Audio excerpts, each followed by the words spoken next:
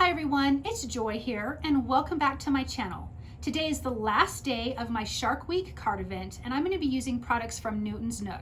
Now I have a bunch of giveaways, but to be eligible I'm going to need you to subscribe to my channel, like and comment on all of the videos. For more details about my Shark Week card event, head on over to my blog at createitwithjoy.com. That's also where I will announce all of my winners. So let's get started. This video is sponsored by Newton's Nook and Cardstock Warehouse. Now here's the stamp set that I'm using from Newton's Nook, and I've got a couple sharks. I originally started off with two kind of shark images, but I came in with a third one later. So I'm stamping the shark that looks like he's kind of bent and jumping out of the water, and then I'm stamping the solid shark fin. And we're going to make an interactive card with these images. Now my inspiration is from watching stuff on Shark Week, and you've got those crazy great white sharks that come flying up out of the water to catch their prey. That's what this image reminded me of. So we're going to make an interactive card where it looks like the shark is jumping out of the water. I'm going to use Copic markers to color these images in T1, 3, 5, and 7, and I'll use some C1 and R00. R00 will be used on the shark for later. Now I want to talk about the stamp set. This has got 4 open sharks that you can color: a solid shark, a smaller shark, a solid fish, and a solid fin that you can see here. And it's got some great sentiments. Feel like grabbing a bite. Hope your day doesn't bite. Nom nom nom. You're jawsome. Free hugs. And then the one that I'm going to use and play off of is Snappy Birthday. Super cute. These shark images are really fantastic, and they have coordinating dies, which I really love because I'm a person who does not like to fussy cut out of things. So here you can see I'm adding some of that Copic marker to the shark fin just to give it a little bit of shadowing and detail so it's not just one dimension. So here are the coordinating dies. I'm going to tape those in place and die cut those out. So now I need some waves. I need 2 waves. And I'm using Lawn Fawn's Stitched Wave Borders, and I'm going to die cut this. This is Adriatic cardstock from Cardstock Warehouse. I'm going to die cut from 2 pieces of these, one taller than the other. And I'm going to be using the Swish and Pop pull tab from Lawn Fawn. That's what's going to make this shark look like he is popping out of the water. So here is the mechanism. I die cut from this piece from acetate because this is the piece that your image that's moving is going to be attached to, so you need that to be clear. And then I've got this white pull tab. You could have this any color you want. I just have it in white. Then you have this piece here that is going to die cut some holes in your cardstock. You can see it has that little L on the outside. You're going to line this up to the outside of your paper. That's the lowest position you want it to be. So the L is all the way to the bottom of your cardstock, but you can go up higher. You just can't go lower. So now that I ran that through my die cut machine, you can see that this die cuts 4 holes, which gives you 4 different positions for your shark to be. You actually can slide this piece over and die cut more holes if you needed it further to the left, but I don't, so I'm going to use that farthest piece, or excuse me, farthest hole to the left. So now I've got my little acetate piece, I have my pull tab, and I have 2 brads. I'm going to put a brad through to put those 2 pieces together. Then you have another hole on the left side of that acetate piece that the other brad is going to go through, and then that goes through any of those holes you're going to use for the background. And then once it's in there and you move that around, you can see how your image is going to kind of swish and pop all over the background of your card. So I'm just making sure that my brad was not too tight because I couldn't really get it to move, but now you put it in and now you can see how it's going to line up and your shark is going to move. You will obviously open up your brad in the back to make sure that it stays in place. So I'm going to use that very far left hole, and right now I'm just trying to figure out really what hole do I want to use. How is my shark going to look like he's flying out of the water behind the waves? I kind of had to hide him behind the waves, and so really trying to make sure how all of that works. I'm going to come in with my shark and just kind of temporarily adhere him to the acetate piece so I could play around and see where he was going to fit. So the farthest hole to the left is where I decided was going to work best. I'm going to adhere my 2 wave pieces together because I have to use the little notch piece die cut, and I need to put this in place. So I'm going to line up my pull tab where it's nice and straight, temporarily adhere that down, line up my waves exactly where they need to be, and then come in with that little die cut notch piece. Those two long arms are going to be on the outside of your cardstock, and the notch piece has two arrows, and your pull tab white, my little white piece there, the pull tab is going to fit between those two arrows.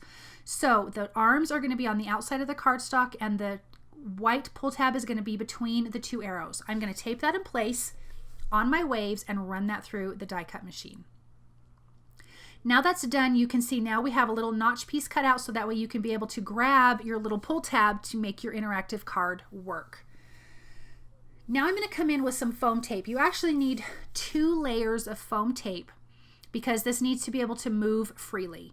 So I'm going to get my pull tab moved all the way over to the left as far as I want him to go, and I put a little piece of foam tape there as a stopper so my mechanism won't keep going to the left. Then I'm adding foam tape at the bottom, and you can see I have an open spot there because I need my pull tab to be able to move freely. Again, I'm adding 2 layers of foam tape here. Then I'm going to add some foam tape on the back of the wave piece. Sorry, my brain stopped working. And I'm adding some foam tape by the pull tab mechanism and at the top left. Then I realized, oh my gosh, I did not decorate or ink up my background. So I'm coming in with some My Favorite Things cloud stencil, and I'm using Tumbled Glass Distress Oxide ink to add some clouds to the background. I really kind of kept that simple. I will add something else to the background. We're going to add some palm trees because I felt like it needed it was a little too blue, and so I felt like it needed something else to break up the scene. So I have my pull tab pushed in all the way to the left.